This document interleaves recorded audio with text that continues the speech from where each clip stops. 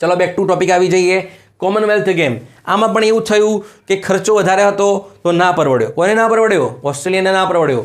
કેમ કે ઓસ્ટ્રેલિયા કહે છે અમે 2032ની અંદર તો બ્રિસ્બન ઓલિમ્પિક કરીશું, તો અમે આને નહીં કરીએ.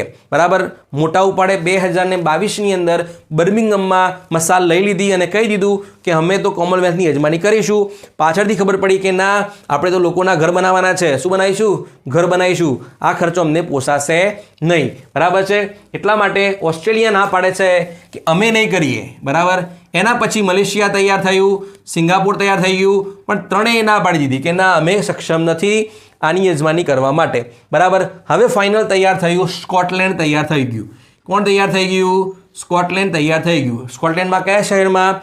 ગ્લાસગોની અંદર યોજાશે. એટલે કોમનવેલ્થ એટલે કે એક સમયે અંગ્રેજો જે દેશો ઉપર રાજ કરતા હતા એ દેશોને કહેવામાં આવે છે કોમનવેલ્થ નેશન. બરાબર છે, ક્યાં યોજાશે?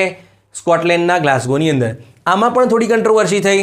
એ પણ તમને કહું કે સ્કોટલેન્ડને કહી તો દીધું કે અમે યજમાની કરી લઈશું, વાંધો નહીં, ગ્લાસગોની અંદર. પણ આને શું કર્યું?